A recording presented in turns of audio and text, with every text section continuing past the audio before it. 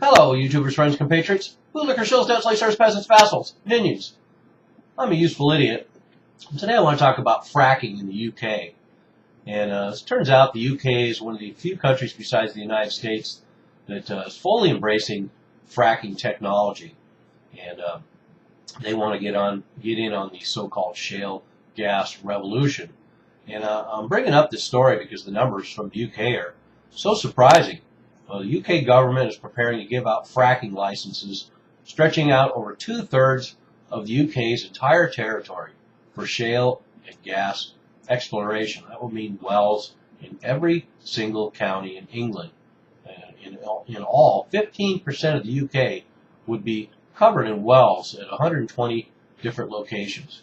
This would amount to 2,800 new wells to be drilled every single year. And this is rather disturbing, considering a lot of information that was unavailable before is now coming out about fracking in general, particularly how fracking has turned out in the United States. And with those facts in mind, it becomes all the more precarious that the UK is embracing this policy. And of course, the government-issued report says it will create 32,000 new jobs, potentially, and supply 25% of UK's energy.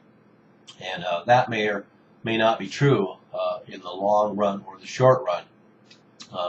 And if we examine what's happening in the United States, we can call those numbers into question. Currently, there are 176 licenses for fracking in the UK, and they want to double that to 300 to 400.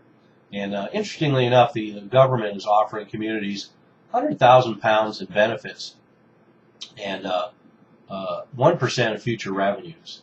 So this will total the UK government giving out over £1 billion worth of subsidies, hoping to bribe communities to indulge in this fracking. And one British expert said, quote, "In reality, many communities will be unwilling to accept air pollution, noisy trucks, gas flaring, and potential water contamination in exchange for the government's bribe," unquote. In spite of the same promises that we got here in the United States that are being given out in the UK, growth, jobs, and energy security, which in the long run it will not provide any three of those. And so let's look at the evidence. Why do I say that? Why do I say that fracking, the evidence is in? Well, let's look at some of the evidence. Well, first of all, even though we have the government coming in promising subsidies, we shall see how that eventually turns out, because in the United States there was a lot of money promises and economic growth promises and jobs promises that have been broken all across the United States.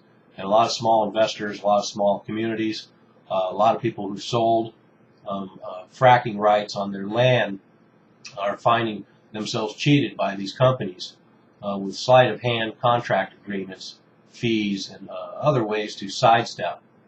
And so this promise of windfall is an empty one. And then it's also an empty one because there's a lot of discussion now about the mirage of the shale boom revolution. We're finding that wells have a lifespan of about 8 years in Texas. In a lot of places like Pennsylvania, the lifespan is even shorter. They're finding out that a lot of these wells can be drained 60% in the first year and near 90 to 100% by the second year. So that's one trend that we also see, that these wells burn out fast and are then abandoned, leaving an environmental mess. And that brings me to another point. We now, after years of not really knowing what was in the wastewater from fracking, we now know that there's all kinds of carcinogenic materials in it, and not the least of which problems is a lot of the water is radioactive.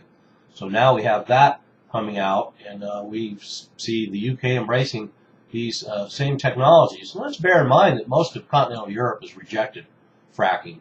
France and Germany and the like have all rejected fracking. It doesn't make economic or ecological sense for them. And there's a fledgling movement for fracking in desperate Eastern Europe, but there's not been too much yield from Eastern Europe so far, so it's turned out to be a pipe dream for them. And so does UK want to have radioactive wastewater? Do they want to have contaminated groundwater that they can light the water on fire that comes out of their taps? Do they want to have swarms of small earthquakes like we see in places like Arkansas now? Do we want to see abandoned wells literally littering 2/3 of the UK's landscape? Doesn't seem like a very good trade-off. So there we have it. UK has fully embraced fracking, much like the United States. The information is coming out now, and the shale gas miracle is turning out to be a mirage. I'm a useful idiot. Don't you be one too.